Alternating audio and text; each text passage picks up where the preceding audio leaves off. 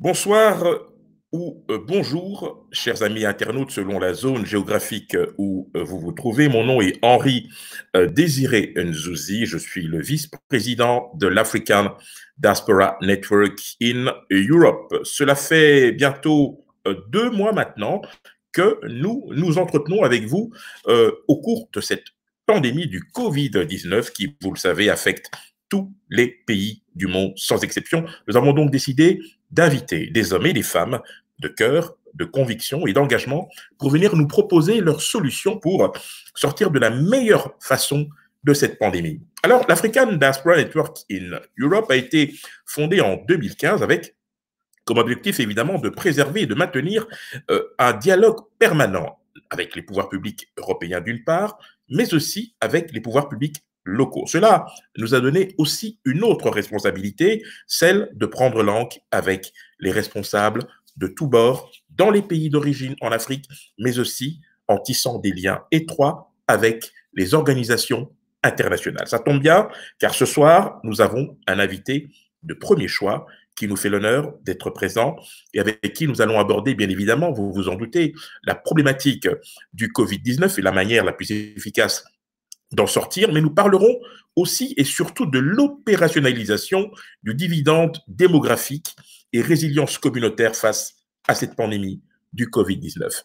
Alors, je vais, avant de vous le présenter, eh bien, vous proposer tout simplement de faire connaissance avec lui, puisque c'est un homme qui a énormément de casquettes et qui a eu une très longue carrière que nous lui souhaitons encore plus longue au niveau du système des Nations Unies qu'il sert avec zèle et dévouement. Il sera donc notre invité ce soir. Nous allons aborder avec lui toutes les questions en sa qualité de directeur régional du Fonds des Nations Unies pour la population, ce qui nous permettra bien évidemment de pouvoir en savoir davantage sur ce qui se fait sur le terrain. En attendant, nous allons faire sa connaissance à travers ce petit élément qui en dit long, d'une certaine manière, sur sa personnalité. Magnéto.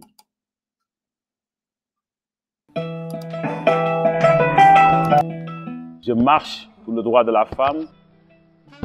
Je marche pour mettre un terme à la mortalité maternelle, pour l'égalité des genres.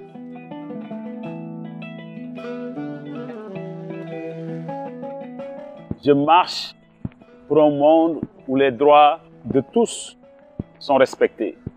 Je marche pour un monde où les choix des uns et des autres sont respectés. Je marche pour un monde prospère. Je marche tous les jours pour la jeunesse. Je marche pour la capture du dividende démographique, pour la construction de cette Afrique que nous voulons à l'horizon 2063, pour une Afrique prospère, pour les jeunes filles, pour la femme. Je marche pour mettre un terme aux violences basées sur les genres. Je marche pour une Afrique où les jeunes sont bien éduqués, où les jeunes ont un emploi. Je marche pour une Afrique juste, pour une Afrique où les populations vivent dans la prospérité. Je marche et je marche.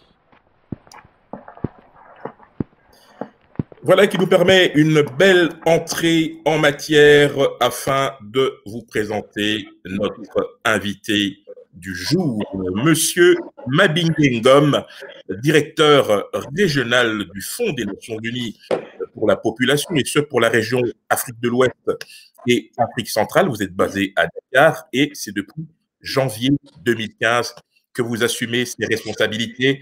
Monsieur le directeur régional, bonsoir et bienvenue. Bonsoir. Alors, nous avons pris la liberté, évidemment, de faire connaissance avant que vous ne soyez en ligne. Et grâce à vous, nous allons marcher et cheminer ensemble dans les méandres du dividende démographique, si vous le permettez. D'abord, une question peut-être beaucoup plus personnelle. Comment allez-vous? Ça va, hein, par la grâce de Dieu. Hein, ça se passe très bien. Et je suis très content d'être avec vous ce soir.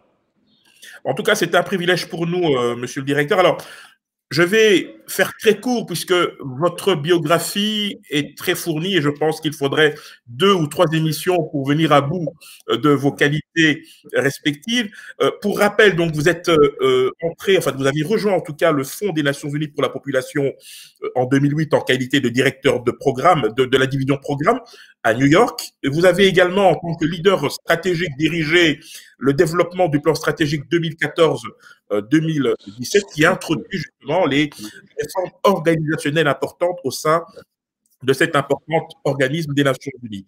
Je rappelle que de 2003 à 2008, vous avez travaillé pour le Fonds mondial de lutte contre le VIH-Sida, la tuberculose et le paludisme, et ce en qualité de gestionnaire du portefeuille pour l'Afrique et ensuite comme chef d'équipe pour l'Afrique de l'Ouest et du Centre à partir de Genève. Je rappelle enfin que vous êtes le titulaire d'une maîtrise en développement économique et également de politique publique et vous avez également un diplôme d'études supérieures en développement économique et planification.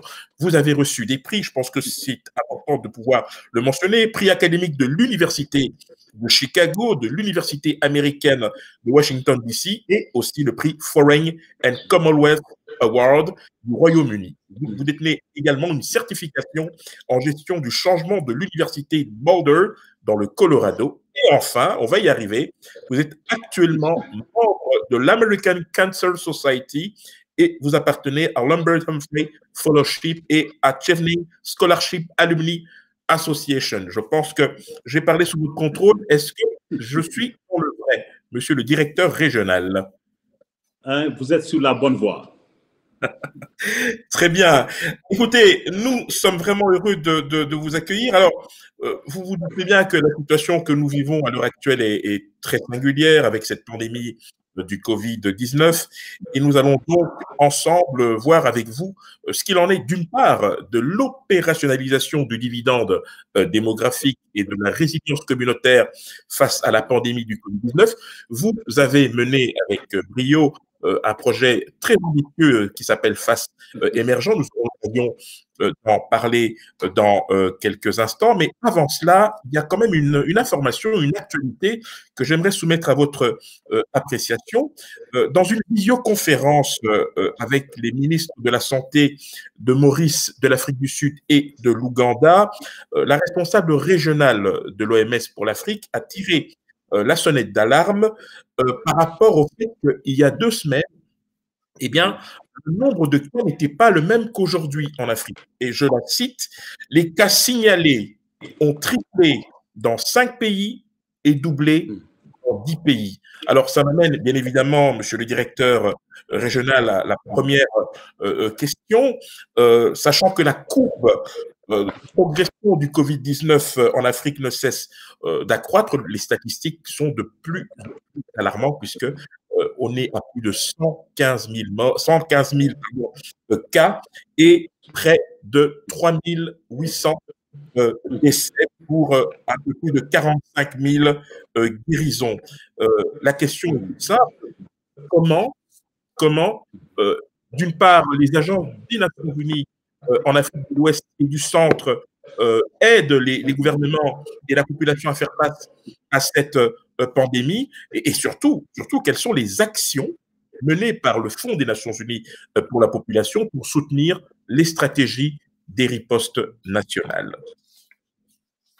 Oui, merci Henri. Je voudrais d'abord vous remercier pour cette opportunité, mais également commencer par saluer mes collègues de l'Organisation mondiale de la santé, notamment ma sœur Maouti, avec qui je co-préside Health Harmonization in Africa, et d'ailleurs qui nous fait le plaisir de briefer tous les mardis à 9h, heure de Dakar, l'équipe des directeurs régionaux des Nations Unies basée en Afrique, dont j'ai l'honneur un peu de faciliter la coordination. Je pense que je veux vraiment saluer l'excellent travail que l'Organisation mondiale de la santé fait.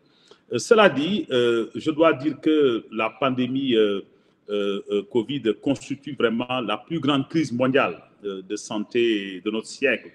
Et comme l'a dit le secrétaire général des Nations Unies, je pense que c'est la plus grande épreuve à laquelle nous sommes confrontés depuis la création du système des Nations Unies. L'augmentation constante du nombre de cas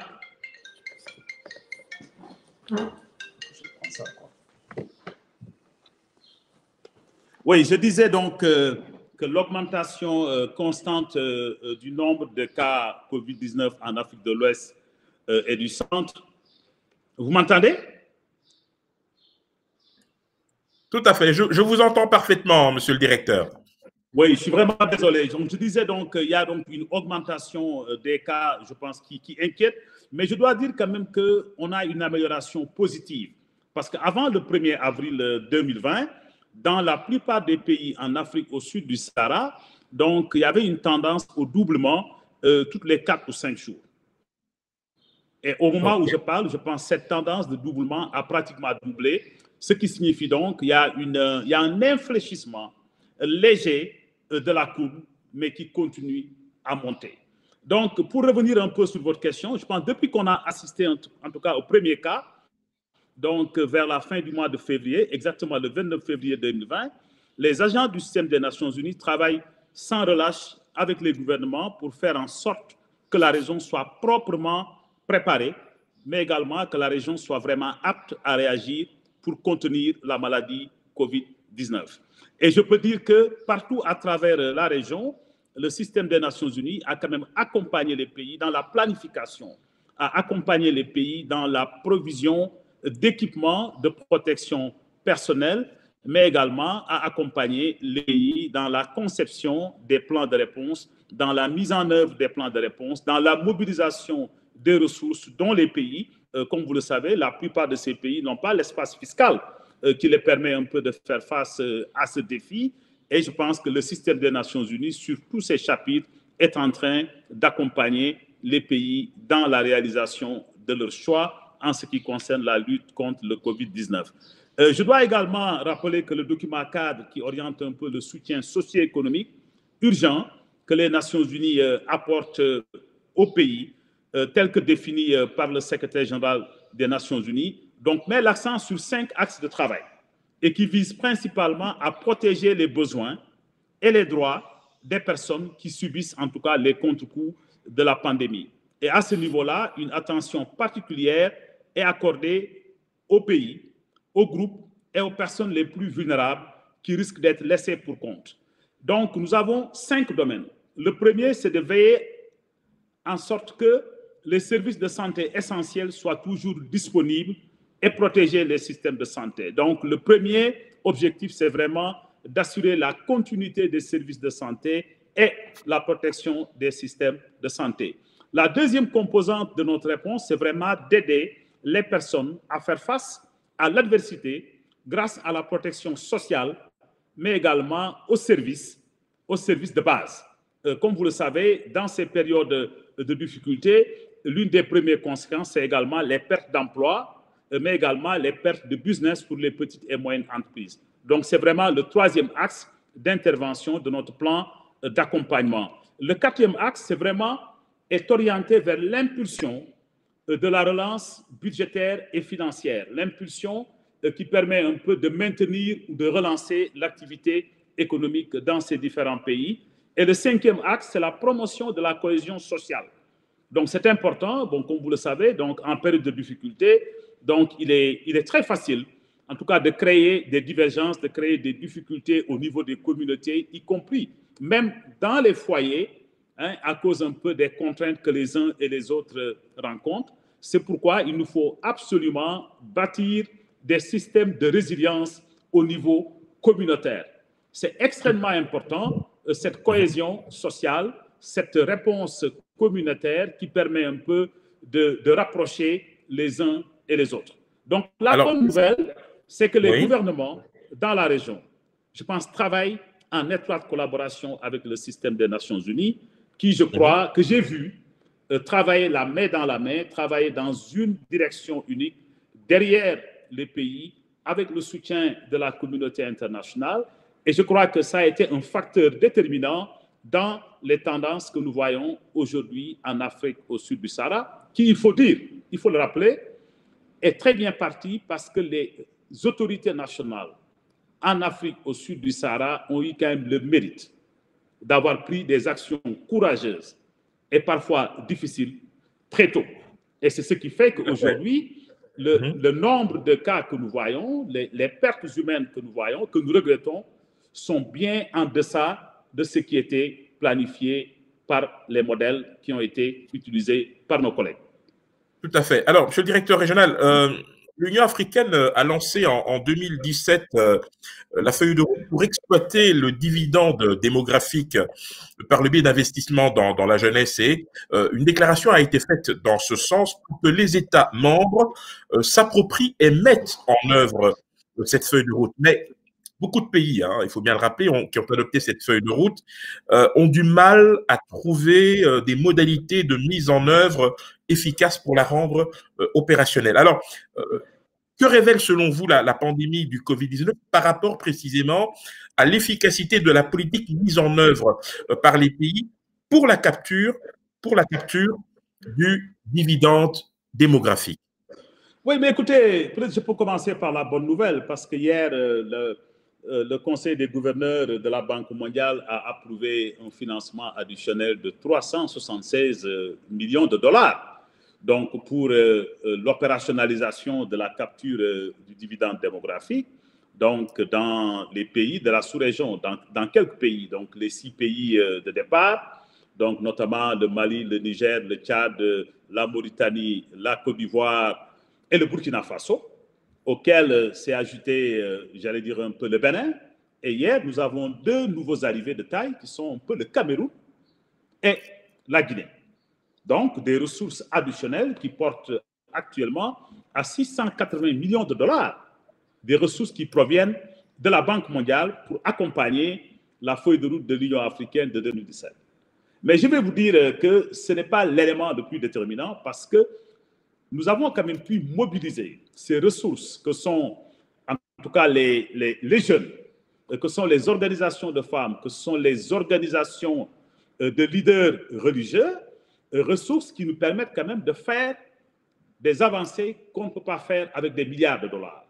Donc, c'est un deuxième aspect que je souhaiterais mentionner.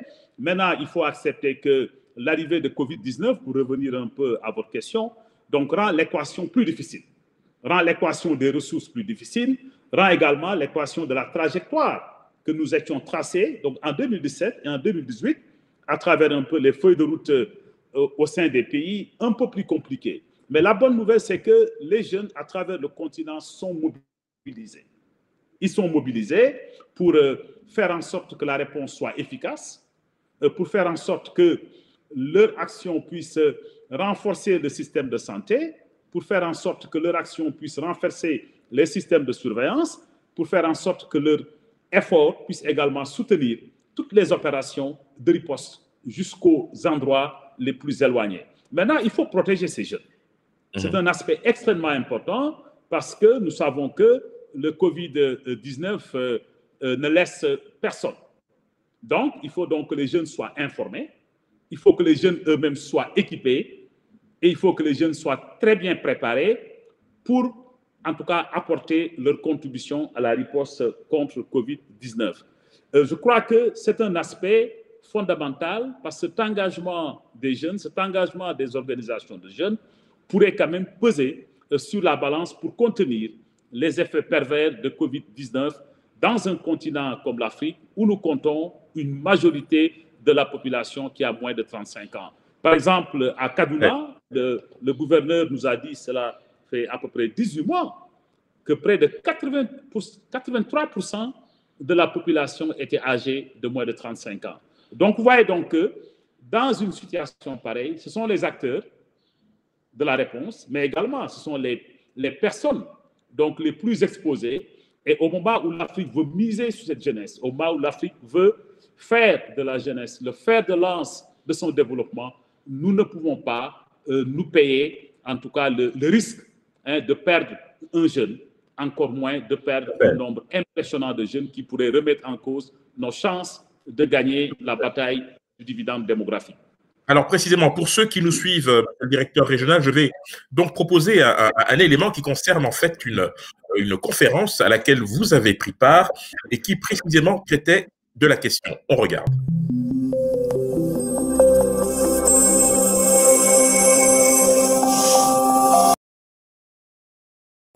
La conférence internationale sur la population et le développement qui s'est tenue du 12 au 14 novembre 2019 à Nairobi, au Kenya, a accueilli plus de 10 000 délégués issus de tous bords. Le bureau régional du UNFPA pour l'Afrique de l'Ouest et du Centre y a pris part en mettant l'accent sur l'importance de la capture du dividende démographique pour l'Afrique.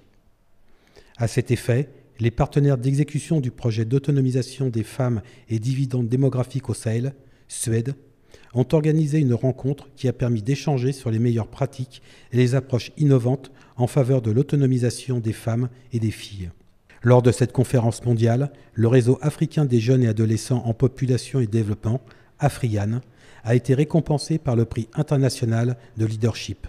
Une distinction que ces jeunes ont dédiée à la directrice régionale de l'UNFPA pour l'Afrique du Sud et de l'Est, le Dr Julita Onabanjo, et au directeur régional du bureau Afrique de l'Ouest et du Centre, Mabinge Ngom, par ailleurs concepteur du mouvement Put Your People First ou donner la priorité aux jeunes. In Banjul, I was about to sit with young people. J'étais en réunion avec les jeunes et une bannière indiquait « Ne laissez personne derrière ». Je leur ai dit que le message devrait être « Put Young People First ». And that's the beginning of the movement hashtag Put Young People First. And I hope you will go ahead and look at it. C'est ainsi que le mouvement social a débuté et depuis lors, nous avons fait énormément d'efforts pour mettre la question des jeunes dans les agendas du continent, mais aussi mondiaux. Very high in the continental and in the global agenda. Durant ce sommet, les États et les partenaires ont pris l'engagement de transformer le monde en mettant un terme, d'ici 2030, au décès maternel évitable, aux besoins non satisfaits en planification familiale et aux violences basées sur le genre et autres pratiques néfastes envers les femmes et les filles. Plus de 1200 nouveaux engagements y ont été pris, dont près d'un tiers viennent de l'Afrique.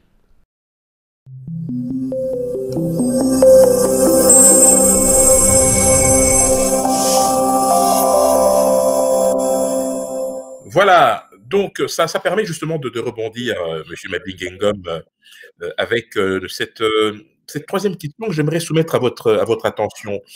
Il semblerait que l'équation soit néanmoins compliquée pour l'Afrique dans la mesure où il faut que les pays puissent être en capacité, je dirais, d'adopter un certain nombre de mesures pour pouvoir réaliser les investissements qui s'imposent dans les systèmes de santé résilients, l'éducation, la lutte contre le taux de chômage élevé et, vous l'avez évoqué tout à l'heure, chez les jeunes. Alors, on peut se poser la question, aujourd'hui, à l'aune de ce qui se passe dans le monde, à cause de cette pandémie du Covid-19, de quelle marge de manœuvre les pays africains disposent et surtout, quelle sera la capacité d'un organisme comme le vôtre et d'autres, parce que je rappelle tout de même que vous avez une autre casquette, je ne l'ai pas évoquée en introduction, mais c'est quand même important de le souligner, vous êtes le président intérim du groupe des directeurs régionaux pour le développement durable des Nations Unies, et ce pour l'Afrique de l'Ouest, donc c'est dire que vous êtes vraiment en prise sur le terrain. Alors, qu'avez-vous à répondre à cette préoccupation, monsieur le directeur régional? Oui, moi je dirais que il y a peut-être 3 ou 4 choses au niveau de l'équation. D'abord, nous avons les ressources que j'ai évoquées tout à l'heure, mais nous avons peut-être une variable extrêmement importante. Je pense qu'il y a un peu le croît démographique très fort qui engendre un peu une demande additionnelle, régulière, qui rend un peu la situation encore beaucoup plus difficile.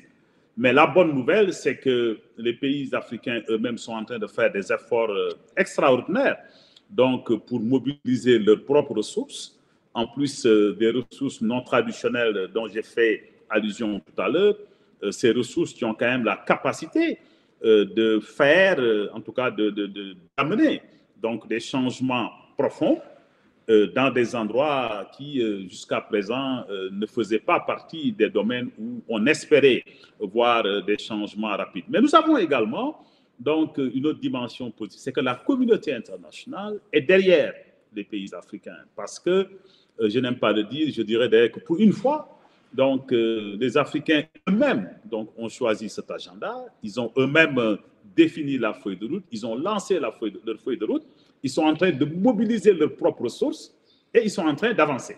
Donc, je pense que ça crée quand même un climat favorable pour un accompagnement plus conséquent de la communauté internationale, accompagnement qui n'est pas encore au niveau optimal, mais nous avons espoir qu'avec le travail de mobilisation, avec le travail de plaidoyer que nous sommes en train de faire, surtout dans des régions comme la région du Sahel ou la région du bassin du lac Tchad, régions dans lesquelles nous sommes en train de démontrer, donc avec les chiffres et les évidences, qu'il vaut mieux investir dans la prévention que de continuer à investir des sommes extrêmement importantes pour faire face à ces conflits, à ces situations difficiles qui sont là depuis plusieurs décennies. Maintenant, il y a un aspect également qui est fondamental au niveau de l'équation, peut-être sur lequel nous devons revenir, c'est que ce sont des tendances lourdes qui ne changent pas du jour au lendemain.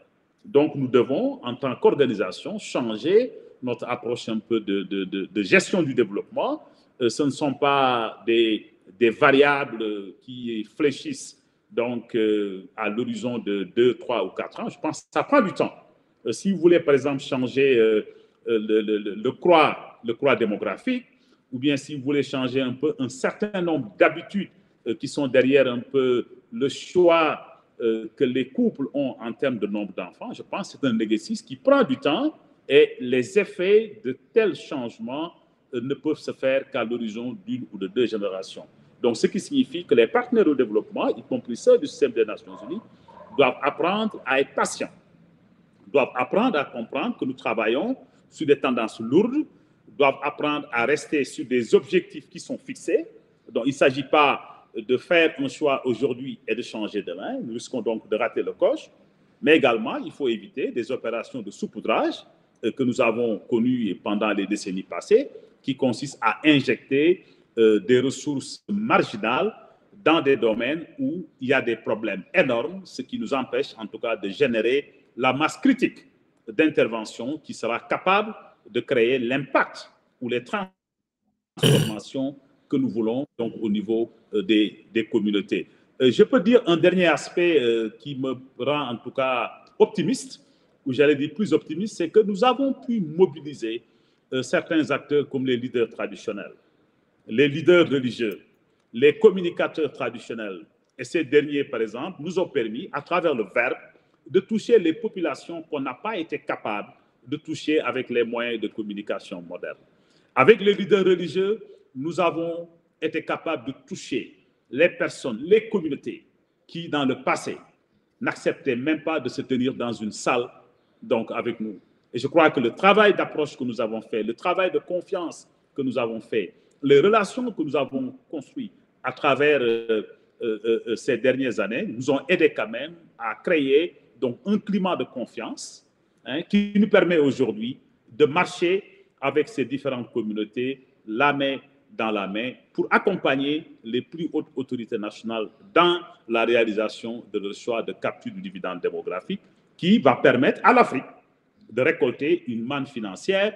Je parle de 500 milliards de dollars par année et sur 30 ans, ce qui n'est pas exact, parce qu'aujourd'hui, si vous faites le calcul du tiers du PIB en Afrique et vous le divisez par 3, c'est bien au-delà de 500 milliards de dollars par année et sur une période qui va au-delà de 30 ans. Et je ne parle que de la première fenêtre. Donc, je pense qu'il y a ici un potentiel extraordinaire qui pourrait permettre à l'Afrique de sortir un peu de cette situation de pauvreté et de misère que nous avons connue ces dernières années. Alors, l'an passé, vous avez publié un ouvrage fort remarquable, Goal 17, le partenariat, une démarche privilégiée du Fonds des Nations Unies pour la population, et ce, dans la transformation de l'Afrique et du monde. Alors, on sait très bien que dans cette transformation, les jeunes jouent un rôle prépondérant. Avant de vous permettre de répondre, je voudrais soumettre à votre attention cet élément et ainsi qu'aux internautes.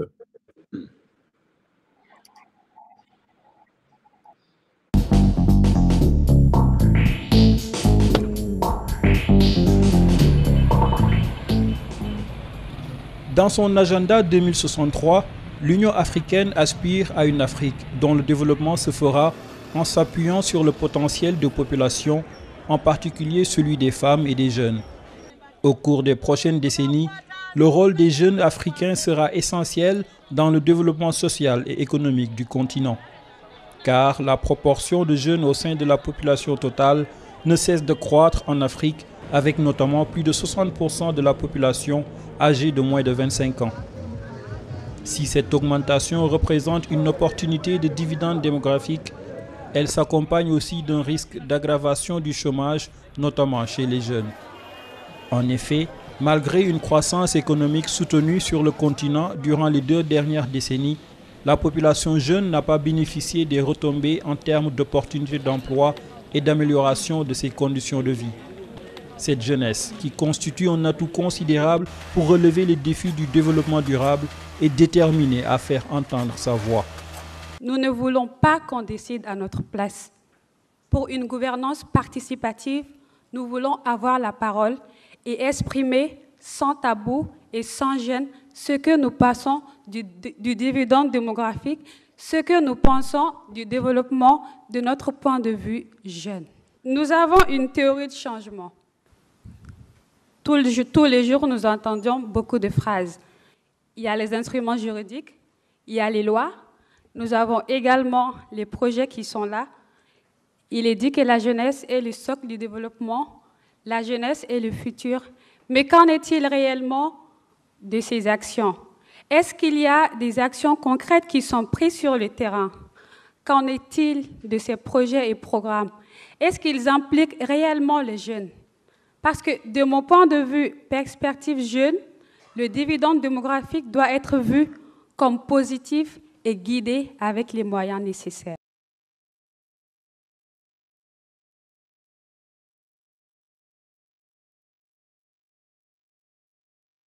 Des mots assez forts, hein? Mais c'est des mots qui s'appliquent à nous tous. Hein? Des engagements qui sont pris. Je disais tout à l'heure que la volonté politique, donc, elle est forte, elle est très bonne, mais elle n'est pas suffisante.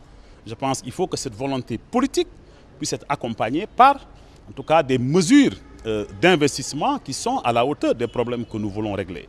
Mais il faut également que les familles, que les individus, que les jeunes, que les partenaires jouent également leur partition. Donc c'est un problème douloureux auquel nous faisons face aujourd'hui et cela demande un peu la participation, l'engagement de chacun.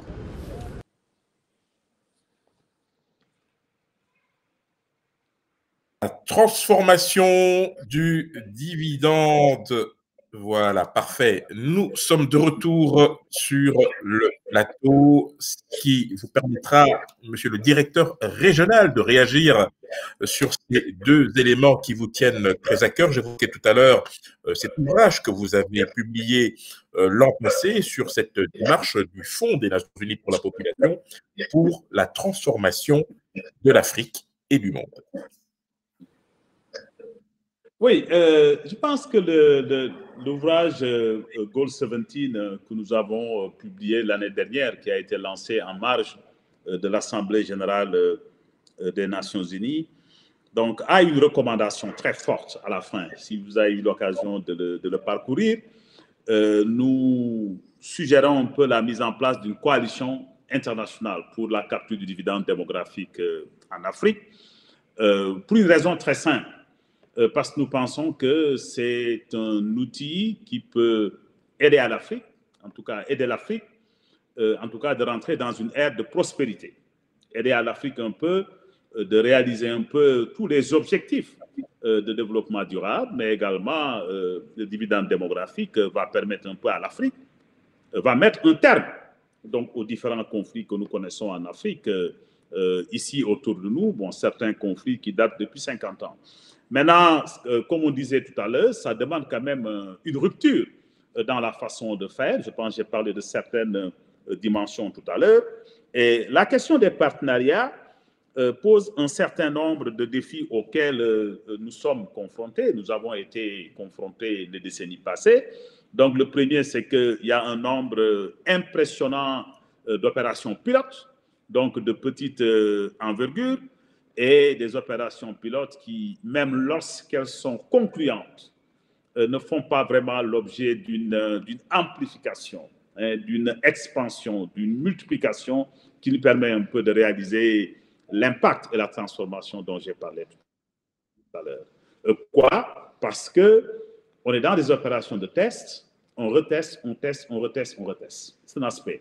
Et c'est parce que les partenaires ne travaillent pas ensemble, c'est parce qu'il n'y a pas quand même un alignement, donc un véritable partenariat derrière un peu les objectifs qui fait qu'il y a une tendance à chaque partenaire, en tout cas, de venir planter son drapeau, développer sa petite initiative, tester, retester et même tester des choses qu'ils ont eux-mêmes testées ou que d'autres ont testées. Donc, l'idée de Goal 17, c'est vraiment d'encourager donc les partenaires, tous ceux qui sont soucieux, en tout cas d'accompagner l'Afrique dans ce choix, dans la réalisation de la feuille de route de 2017, donc de travailler la main dans la main derrière un nombre limité d'initiatives qui sont en train de faire leur preuve, comme l'initiative Suède ou l'initiative FAS, dont on parle d'ailleurs dans Goal 17, je pense vers la page 76, qui est vraiment ce qu'on appelle en anglais « homegrown initiative », et qui permet d'amener un peu ce concept de dividende démographique au niveau communautaire, au niveau décentralisé, de promouvoir un peu sa domestication et de permettre un peu à ces acteurs à la base d'en faire un peu leur instrument donc pour une Afrique émergente. Donc, il s'agit vraiment d'encourager des changements de comportement. Pas les changements de comportement dont nous parlons très souvent, les changements de comportement de famille, du leader communautaire ou de la fille ou du garçon vis-à-vis de sa sœur. Des changements qui sont importants, mais ces changements au niveau individuel ne vont pas aller très loin si les institutions elles-mêmes ne changent pas dans leurs attitudes vis-à-vis du développement, dans leurs attitudes vis-à-vis de l'accompagnement des efforts de développement et dans leurs attitudes vis-à-vis du positionnement des acteurs communautaires dans ces efforts de développement. Donc, l'idée de partenariat, c'est que ce n'est pas des actions qui peuvent être gagnées seules. J'en ai parlé tout à l'heure. Si vous allez dans un village au fin fond de Bambey ou de Podor, vous ne pouvez rien faire sans parler aux leaders religieux que vous allez rencontrer à l'entrée du village. Vous pouvez faire quelque chose, vous avez l'impression que vous avez fait un progrès, mais au moment de retourner dans votre véhicule, les habitudes reviennent. Donc, je pense qu'il faut entrer dans les communautés par la bonne porte. Il faut prendre le temps pour négocier ces entrées. Il faut prendre le temps pour cultiver la relation, développer la confiance. Et lorsque cette confiance est établie, ces leaders qui sont des personnes écoutées, qui sont des personnes respectées, qui sont des personnes suivies, vont porter les messages et vont nous permettre les choses que nous ne pouvons pas réaliser avec des milliards. Et ce partenariat est important parce que l'engagement des leaders n'est pas suffisant. Nous avons besoin, par exemple, de ressources pour faire en sorte que certains produits soient disponibles. Nous avons besoin de ressources pour construire des salles de classe. Nous avons besoin de ressources pour améliorer la santé. Nous avons besoin de ressources pour accompagner les autres aspects de la formation du capital humain. Et malheureusement, la bonne volonté des dirigeants africains n'est pas suffisante parce qu'ils n'ont pas l'espace fiscal. Ils n'ont pas l'espace fiscal dans des zones comme le Sahel ou le bassin du lac Tchad, où nous avons des pays comme le Tchad qui dépensent 30% de leur budget dans la réponse militaire. Ils ne sont pas outillés pour construire les classes, faire les hôpitaux. Dans cette transformation de l'Afrique et du monde que vous appelez de vos voeux, il y a une composante essentielle, c'est la femme. On a parlé tout à l'heure des jeunes, mais la femme, il faut bien le dire, est fortement impactée par les conséquences de la pandémie du Covid-19 sur le plan sanitaire, sur le plan économique et sur le plan social. D'ailleurs, à ce sujet, votre organisation a fait état d'une aggravation des cas de violence faites aux femmes durant cette crise. Alors, comment soutenir les femmes africaines à faire face aux conséquences socio-économiques du Covid-19? Oui, je crois que les travaux de recherche qui ont été menés par John Hopkins et autres montre qu'avec le lockdown, la situation un peu de couvre-feu et autres, nous nous attendons à des millions de femmes qui seront un peu les victimes. Donc, en termes de grossesse non désirée, en termes de violences telles que les violences sexuelles, bon, donc les filles qui vont être mariées donc avant l'âge et qui ne vont plus retourner à l'école, bon, toutes choses qui vont impacter quand même négativement notre agenda de capture du dividende démographique et sur lesquels nous devons travailler. Donc, à ce niveau-là, les jeunes, par exemple, les jeunes d'Afriane, que je salue en passant, sont mobilisés à travers le continent pour faire un peu la sensibilisation, donc pour jouer un peu le rôle de veille, donc pour faire en sorte que les systèmes d'appel et les systèmes de secours, les systèmes d'accompagnement, donc puissent fonctionner et que les femmes puissent être protégées, que les femmes puissent avoir accès aux services de protection, que les familles puissent être sensibilisées, que nous puissions les décourager dans certaines décisions qui pourraient en tout cas créer des difficultés énormes pour nos filles et remettre en cause nos efforts actuels, les bonnes tendances que nous avons aujourd'hui en matière de capture de dividendes démographiques. Vous avez évoqué tout à l'heure le projet Suède. Alors, je voudrais soumettre à l'attention de nos amis internautes qui nous suivent cet élément et je vous ferai réagir juste après. في أمور هنا 13 سنة بس أخذني يوم أخذوني ده بفهم ترانسفيزم لا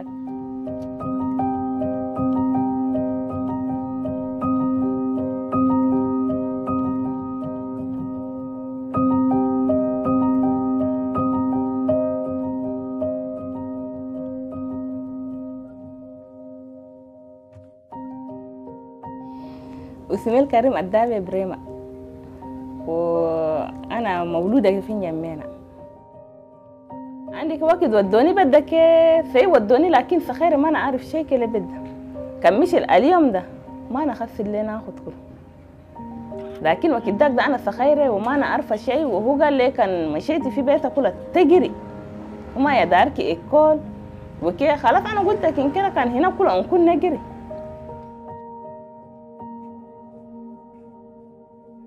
لكن مشيت معايا ما شاء الله وكل اول كده ما سوى لي خلاني قال نمشي يكون بارا هناك ما في الا انا براسي ونخلي ايالي كيف ونمشي اكل ده بس انا شفت بيجي لي شيء مر خلاص انا خليته فوق ياتو اكل ذاته خليته وقعدت مع ايالي وهسه حاليا دي ايالي تو بيجوا 8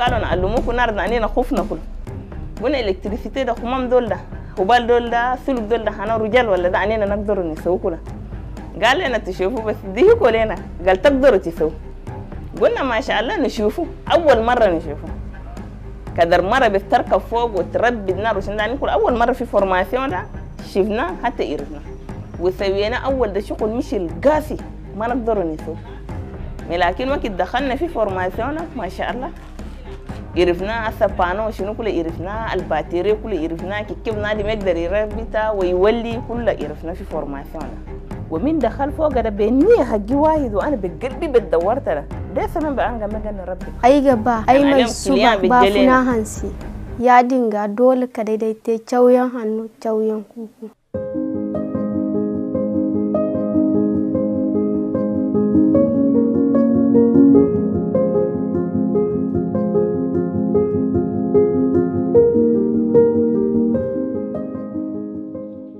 aiwo alfukarism ya dinga irkwar borakul no him kadicarsi wadin seno hal aiga kwayekon aiga tasiyum aiga habu aiga hayre ga imhina susu bai kulu aigo gadi ai hayre wana anya dai kai ingai wa imandu sai kan kwayekon zamsa iman kwai lokalsi dole kadai di igwar fugu goy walmo im kwai farigatte goy kan gita bandi imandu sai ga kyau zami tarki hijandi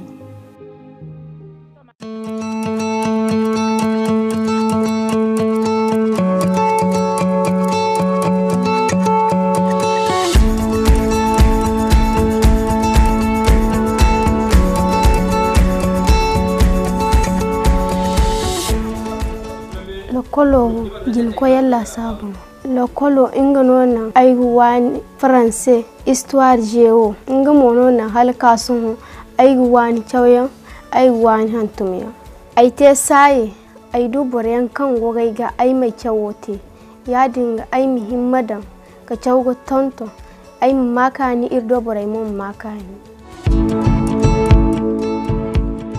hantumiya inganda chawyan har no kan ganda gabi ma ai goga ne ya danga kutte gaga sinowo ingono nan ai gon ga chawgumo wono nan ai go sintinai boraira dai fullo kol goye kan ai ciaran se banda ai gai tirai sambu gai chawyanti ai mai kai yai sambu ai muka bira ga don matkan iga hantumenteda hantumiyan asfala wadin se nai goga himmadan kai chawyan wote chawyan inganda hantumiyan atila sinohin kuna dinga ba ni idunya gora mu bori ai sibakal da ai chaw gaba ai mfata doctor ai mir kwar borai safar ai miga ai mbora kulga da labu kulu da ai yidi ai du ize ai ba ngai mom furla kol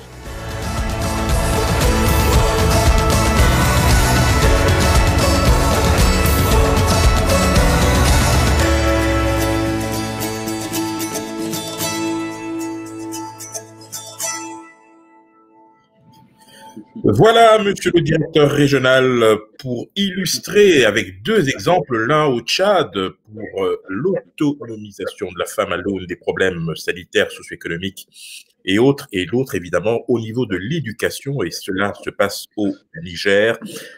Un commentaire par rapport à ce qui vient d'être montré, monsieur le directeur régional. Oui, mais je pense que c'est peut-être le moment de lancer un appel. Donc, à tous les Africains, pour qu'on arrête un peu de marier nos filles à 13 ans et qu'on leur donne la chance d'aller à l'école, hein, qu'on leur donne la chance un peu d'atteindre l'âge de maturité et de choisir. Donc, avec qui elles veulent se marier, bon, une fois peut-être qu'elles auraient terminé leur étude. Je crois que c'est pas une demande, j'allais dire, un peu compliqué. Je pense que c'est une question logique que de laisser les filles faire leur choix, leur donner la chance de vivre. Et la chance de vivre une vie heureuse, une vie où elles peuvent contribuer donc, à la construction de cette Afrique que nous voulons à l'horizon 2063. Donc cette Afrique que nous voulons, ce n'est pas une Afrique donc, qui va arriver un peu par hasard. Nous devons la construire. Et pour la construire, nous ne pouvons pas continuer à marier les filles à 13 ans, à les sortir un peu des circuits de l'école, donc à en faire des locumènes qui finissent par faire 10, 12 enfants, hein, qui finissent dans la rue, hein, ou dans le désert, ou en mer. Donc je crois que cette Afrique que nous voulons, ça ne doit pas être un rêve. C'est quelque chose que nous devons réaliser nous-mêmes à travers nos actes. Et je pense que le mariage des enfants, donc faire en sorte que les femmes puissent avoir, en tout cas, accès, en tout cas à leurs droits, puissent accéder à leurs droits, puissent avoir un peu des choix. Et ça commence un peu par un changement de comportement chez nous les hommes. Et la vie de la femme ne va changer que lorsque chaque homme va changer d'attitude vis-à-vis de sa fille, vis-à-vis de sa sœur, vis-à-vis de sa femme, vis-à-vis de sa mère. Et c'est ça que nous devons faire pour construire l'Afrique de demain. Donc, toutes les autres choses que nous faisons seront accessoires. Et je vais vous dire, comme je le disais hier, lors du webinaire avec mes collègues de l'ICESCO, nous avons, par exemple, dans la zone de la région du Luc-Gourmand, au moment où je parle, plus de 55% des enfants qui sont âgés de 6 à 14 ans qui ne vont pas à l'école. Et nous avons des besoins énormes de salles de classe. Et à chaque fois que vous commencez à construire les centaines de classes dont vous avez besoin pour mettre les gosses à l'école, le moment de terminer, les besoins passent à des milliers. Donc c'est comme un peu Sisyphe, donc, qui était condamné à faire monter la pierre. Et tout ça, c'est la conséquence donc, du mariage des enfants. Ce sont les conséquences de mauvais traitements que nous infligeons à nos filles, à nos femmes. Et ce sont ces conséquences qui font que nous les sortons des circuits d'éducation. D'abord, il y a 50% des gosses qui vont à l'école, moins de 50%. Ensuite, à l'âge de 13 ans, comme nous l'avons vu, la moitié sort et devient des femmes, des épouses, des loques humaines. Donc, l'Afrique ne peut pas compétir avec moins de 25% de ses ressources. Donc, imaginez une équipe de football qui joue contre une équipe et vous êtes dans une équipe qui fonctionne à un quart ou à un tiers, dans le meilleur des cas. Donc, nos problèmes, c'est nous-mêmes qui les créons et je pense que nous devons régler la question du traitement que nous infligeons à la fille. Tout à fait. Alors, Monsieur Mabinge Ngom, nous arrivons au terme de cet entretien. Je ne peux pas vous laisser partir sans vous poser la question rituelle. Nous sommes frappés de plein fouet, c'est le moins que l'on puisse dire, par cette pandémie du Covid-19 et singulièrement sur le continent africain, indépendamment du fait que les statistiques, pour le moment, sont plutôt encourageantes. Mais tout de même, quelles leçons les pays africains pourraient-ils tirer de cette pandémie pour pouvoir, de manière exponentielle, efficiente, bénéficier justement du dividende démographique? Et ça vous permettra de conclure cet entretien. Oui, écoutez, moi je pense que ça va d'ailleurs au-delà de l'Afrique. Je pense que je veux peut-être dire un mot avant de revenir sur la question africaine, parce que personne donc ne sera en sécurité, ou personne ne sera en bonne santé si quelqu'un, quelque part, donc, se trouve dans une mauvaise passe. Donc, je pense que la question de la solidarité internationale se pose donc mieux que dans le passé. Je pense que ça, c'est un principe fondamental sur lequel nous devons revenir, nous devons réfléchir, nous devons méditer. Et quand je dis nous, je dis toute la communauté internationale. Maintenant, en ce qui concerne l'Afrique, compte tenu un peu des ressources limitées, je pense que l'Afrique va devoir faire face à des choix difficiles. Donc, des choix entre la consommation et l'investissement, des choix entre régler les problèmes d'aujourd'hui, de ce matin, et les investissements dont nous avons besoin pour arrêter un peu ces traitements que nous infligeons à la fille, pour faire en sorte que les enfants aillent à l'école, pour faire en sorte que nous puissions leur donner la formation dont ils ont besoin. Et c'est extrêmement sérieux au moment où nous allons entrer très bientôt dans l'ère de la quatrième révolution industrielle, où tout va changer, où nous avons, imaginez-vous ce qui va se passer à cette jeunesse africaine, qu'on n'arrive pas à mettre dans des salles de classe où il y a un tableau. Qu'est-ce qui va se passer donc à l'ère un peu de l'intelligence artificielle? Je crois que ce sont des questions relativement difficiles auxquelles je pense que les Africains doivent réfléchir et qui doivent en tout cas guider les investissements, les choix politiques, les choix des investissements publics, mais c'est à ce niveau-là également que la coopération internationale ou que le partenariat, pour revenir un peu sur Goal 17, donc a tout son rôle. Et Covid-19 est une bonne leçon, et Covid-19 a montré que nous appartenons à une grande famille et que nous ne serons en paix que lorsque tous les autres seront en paix. C'est vrai qu'il faut nettoyer devant sa porte. Il faut que chaque Africain commence à investir dans la fille, investir dans les jeunes, investir dans les actions prioritaires et avec, en tout cas, une coopération internationale conséquente, je pense que nous serons capables d'accélérer un peu la capture du dividende démographique, pour y revenir, parce que je crois fondamentalement que l'Afrique n'a aucune chance. L'Afrique n'a aucune chance de gagner les paris des objectifs de développement durable. Donc, cette Afrique que nous voulons en 2063, cette Afrique prospère, elle ne peut pas se réaliser sans un investissement dans les jeunes. Donc, ce soir, je voudrais lancer un appel à tout le monde, mais aux Africains d'abord, pour que nous puissions en tout cas continuer donc à prendre très au sérieux cette question de la capture du dividende démographique pour donner un signal très fort à la communauté internationale que l'Afrique reste dans cette direction qu'elle a tracée, que les Africains sont conscients que c'est un problème que nous n'allons pas régler en 2 jours, 3 jours. C'est une course de longue haleine et que l'Afrique a besoin du soutien de la communauté internationale et que la communauté internationale comprenne pour une fois que prévenir, c'est guérir et qu'il est préférable aujourd'hui d'investir dans ces opérations que de continuer les investissements très lourds que nous voyons partout où il y a des foyers de tension. Et malheureusement, comme on le sait, les perspectives ne sont pas brillantes. Donc, ce soir, je lance un appel à tout le monde pour qu'on puisse accompagner l'Afrique dans ses efforts de capture du dividende démographique. Merci.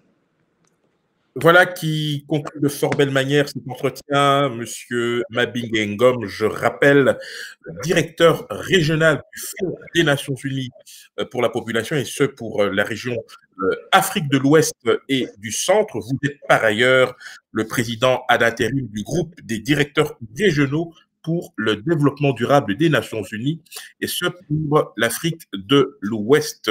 Chers amis internautes, c'est ici donc le lieu de remercier notre invité, mais aussi vous remercier pour l'attention que vous ne cessez de témoigner depuis plusieurs semaines dans le cadre de nos différents entretiens. Demain, un entretien important qui sera mené par notre présidente de l'ADN, Marie-Chantal Ouittonze, qui recevra un invité exceptionnel. C'est une surprise. Vous allez sur la page Facebook de l'ADNI et vous aurez tous les détails. Quant à moi, je vous retrouve mercredi prochain. Nous serons le 3 juin et j'aurai le privilège d'accueillir le ministre congolais de la coopération internationale, de l'intégration régionale et de la francophonie. Merci à vous, Monsieur Mabinge Ngom. À très bientôt, je l'espère. Merci au nom à très bientôt. Merci. de Network in Europe. Merci. À la prochaine. Merci. Merci.